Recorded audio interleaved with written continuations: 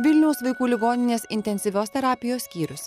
Čia teikiama neatidėliotina pagalba kritinių būklių naujagimiams. Tai patys mažiausi, kokie tik begali būti pacientai. Šios skyriaus kasdienybė kitokia. Kitokie ir įrankiai, adatos ir žmonės čia dirba it juvelyrai. Zondai, vamzdeliai, įvairūs elektrodai, irgi mažyčiai. Viskas čia yra sudėta į savo vietas. Ateina mūsų rezidentai, sakykime, suaugusių anesteziologai, kurie ruošiasi tapti suaugusių anesteziologais, jie turi praeiti tam tikrą mokymo savo dalį pas mus naujagimių reanimacijoje. Tai jiems būna taip viskas keista ir neįprasta, kad jie turi kiekvieną mililitrą skysčių suskaičiuoti, kiekvieną mililitrą maisto suskaičiuoti. Jiems tai, aš girdėjau, kaip jie tarpusavį juokauja, sako, tai jeigu eisit pas naujagimius, tai sako, jūs galite ten stetoskopo nesinešti to, kur klausyti, sako, neškitės kalkuliatorių kišenėje. Natūralu, jog ir kiekvieno žmogaus požiūris būna įvairus pamačius tokias trapes gyvybės. Pas mus čia periodiškai apsilanko garbūs žmonės kokie nors, ar tai seimūnai, ar tai ir premjeras čia yra buvęs, ir mūsų prezidentai čia yra buvę įvairūs. Tai paprastai, kai jie pamato tokį pacientą, tai visi jie būna taip prisėda iš pradžių ir sako, Jėzau, tu mano, kaip jūs čia galite su jais dirbti, jiegi tokie yra.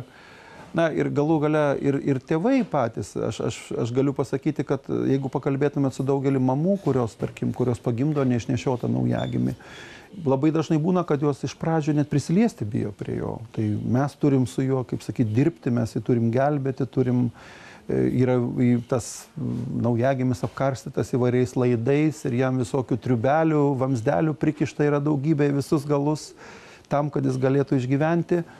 Per vieną vamsdelį jis yra maitinamas į veną, per kitą vamsdelį jis kvėpuoja, per trečią vamsdelį jis išlapinasi, taip vaizdžiai šnekant. Tai aišku, kad yra sudėtingas dalykas. Į šį skyrių kūdikiai patenka iš visos Lietuvos. Jie ypatingi visomis prasmėmis. Vieni neišnešioti, mažo svorio, dar kiti po gimdymo traumų ar sudėtingiausių chirurginių operacijų, kurių dažnam tenka iškęsti ir ne po vieną. Vienas iš didžiausių pasiekimų, kuris įvyko per tos pastaruosius 20 mečius, tai kad mes išmokom žymiai geriau išslaugyti, išsaugoti ir paleisti tokį pilnavertišką gyvenimą naujagimis, kurie yra taip vadinami labai neišnešioti, bet kurie yra tarp kilogramų ir 1,5 kilogramo. Tai tokių yra, santykinai daug gimsta Lietuvoje. Tų, kurie gimsta mažesni už kilogramą ir dar yra, kurie gimsta mažesni už 750 gramų, tai jie labai anksti ateina į pasaulį, būdami 25-26 savaičių gestacijos amžiaus vadinamas tai tų prognozė, aišku, išgyvenimo prasme ir pilnavertiško gyvenimo tolesnio prasme yra, aišku, blogesnė. Toks naujagimis, sakykime, 12, 14 ir daugiau savaičių turi būti mamos įsčiose. Jis ateina prieš laiką, patenka į visiškai kitą aplinką, patenka iš aplinkos, kuris plūduriuoja skystyje vaisiaus, jis papuola į visiškai kitą aplinką, jis, aišku, jam sunku ir dėl to, aišku, jie dėl savo to nebrandumo, dėl to jie atsineša daug visokių problemų, kurių mes, kad ir kaip norėtume, mes negalime išspręsti visko. Po to, kai mes išmokom dabar ir mokomės išslaugyti tos pačius mažiausius, mums dabar išslaugyti tos didesnius vaikus tapo visiškai ne problema jau. Tačiau kasgi jie, tie miniatiūriniai mažyliai? Anksčiau juk tokio mažumo dievo kūrinius vadino vaisiumi gemalu. Visi skyriuje dirbantys su tokiais angelo pavidalo pacientai žino, jog čia jau tikriausias visavertis žmogus. Šitie mažiukai, jie turi savo tam tikrą pasaulį. Aš visada sakau, kad tu jį turi žiūrėti kaip į mažą žmogų. Todėl, kad, aš, sakykime, neretai ryte, kada vyksta ten kada mūsų tas pamainos pasikeitimas arba perdavimas vadinamas, tai matai, kaip šitas mažulis per miegus šypsosi. Žmogus gali šypsotis tik tada, kai jo yra aktyviai, kai veikia smegenų žievė aktyviai veikia. Vadinama yra aktyvoji miego fazė. Tas žmogutis mažas mato kažkokius gerus vaizdus gražius, jeigu jisai šypsosi per miegus. Reiškia, jisai jaučia, jisai masto, jisai turi kažką tai pozityvaus, jeigu jisai per miegus šypsosi. Yra dabar įrodyta, kad vaisius įsčiose jisai daug dalykų jau moka daryti, jausti. jaučia skausmą, jaučia motinos balsą, pradeda labai anksti jausti motinos kvapą ir taip toliau. Tarsi, kad iš tikrųjų tas mažas žmogutis, jis yra žmogutis ir jį negalima žiūrėti kaip kažką tai tokio, jį reikia tiesiog priimti kaip žmogų, kaip pacientą, kaip pilietį šalies, nežiūrint, koks jis bebūtų mažas ar kiek jis bebūtų sergantis.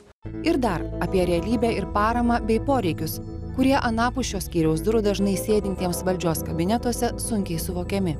Užklijuota Donation of Swiss Confederation. Čia 94 metai. Tai vat galit paskaičiuoti jau kiek dabar metų, 18 metų tie inkubatoriai dirba. 18 metų, šiaip jau civilizuotam pasaulyje visa įranga tokiam skyriui yra keičiama kas 10 metų. Visiškai, pilnai. Tai mes, didelė dalis įrangos čia dirba 15-18 metų ir daugiau. Tai kad mes išmokom ją tausoti, prižiūrėti. Vaiko sveikata ir motinos sveikata, tai yra visuomet deklaruojamas dalykas. Visi politikai tuo žaidžia, kalbos nėra, čia visi tą suprantame, kad čia yra korta stipri. Ten, tarkim, kūdikių mirtingumas, tai kaip žinot, yra vienas iš 3-4 valstybės gerovės rodiklių. Tai aišku, kad jie turi ten kaip su vėliava pasimusikuoti, kad vat, pas mus tai rodikliai geri ir taip toliau. Kokiom pastangom tai yra pasiekiama, kiek tas kainuoja pastangų žmonių tenai pasiaukojančio darbo ar kažkokiu kitokiu dalyku. Tas mažai juos domina dažniausiai.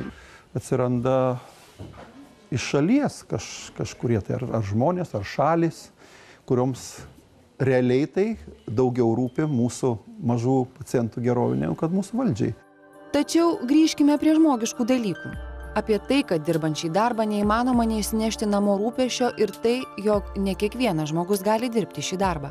Visus skyriuje dirbančių žmonės, iš tikrųjų visus absoliučiai, ar tai būtų mūsų valytoja, kuri valo, ar tai būtų gydytojas, kuris gydo, ar tai būtų slaugytoja, ar slaugytojas padėjėja, jie yra visi vienodai svarbus šitam darbe. Ir šitas darbas yra iš tikrųjų, čia ne tik tai, kad skambų žodžiai, bet iš tiesų yra komandinis darbas. Ir sakykime, ten būna, kad kartais tėvai ten nori kažkokiam ten konkrečiam daktarui atsidėkoti. Aš sakau, kad žinot, jūs turite atsidėkoti visiems, dėl to, kad pas mus negali būti vieno žmogaus, ne vienas žmogus, visas kolektyvas jūsų vaikui padeda, dėl to, tarkim, iš ryto dirba vieni, nakčiai ateina kiti.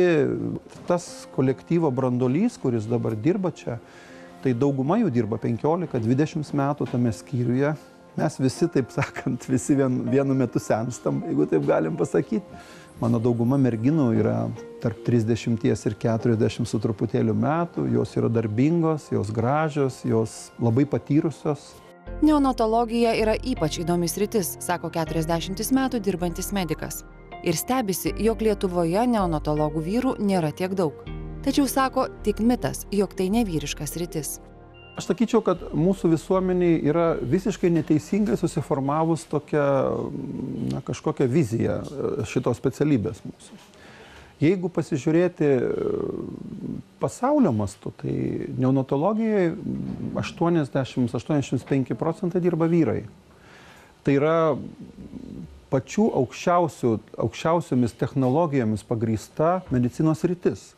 Daugelis naujausių gydymo technologijų, gydymo metodikų, gydymo metodų, naujausių medikamentų ateina iš neonatologijos, pereina į vyresnių vaikų ar net ir suaugusių amžių. Aš pats stebiuosi, kodėl pas mus, tarkim, pas mus susiformavus tokia nuomonė, kad pas mus neonatologas tai būtinai turi būti moteris, kuri užkalbėjimais, paglostymais gydo ir taip toliau. Toli gražu to jau nebėra. Kur reikia užkalbėjimais ir paglostymais gydyti, tai dažniausiai tų vaikų ir nereikia iš vis liesti arba gydyti. Jos reikia mamai atiduoti, dėti prie krūties, kad jie žystų ir kad toliau gyventų. Ir jie gyvena. Per anksti pasaulį išvydę, šiame skyriuje išslaugyti ir vėliau auga gajus, kad net dažnai patiems medikams nesitikė. Vėliau net aplanko po daugelio metų. Mus neretai žaidžia, sako, o čia jūsų šitie ten maždaug tokie, kas čia iš jų bus?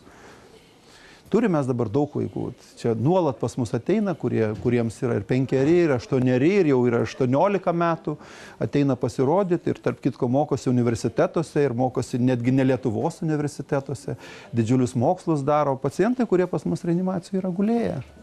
Nebūna taip, kad tiesiog galėtum užverti skyriaus duris ir apie juos nebepagalvotum, o praradus neverktum, sako šios skyriaus medikai. Dirba daug metų, bet jie neprarado šito jausmo, kad kiekvienas ligonis tai mums yra didelis praradimas. Ir mes visada, ne tik tėvai pergyvena, bet ir personalas visada labai dėl to pergyvena. Dėl to, sakykime, iš tiesų tai yra didelis ir ne tik tai fizinis, bet ir emocinis krūvis. Didelis emocinis krūvis, todėl kad tu turi su kiekviena šeima išgyventi netektį, jeigu jinai vyksta, o dėja taip atsitinka. Daktaras Arūnas Liupšys, neonatologas ir Pasaulio sveikatos organizacijos bei UNICEF ekspertas, mokymo programų įvairiose šalyse vadovas, sako šiandien nebeįsivaizduojantis savęs kitoje srityje.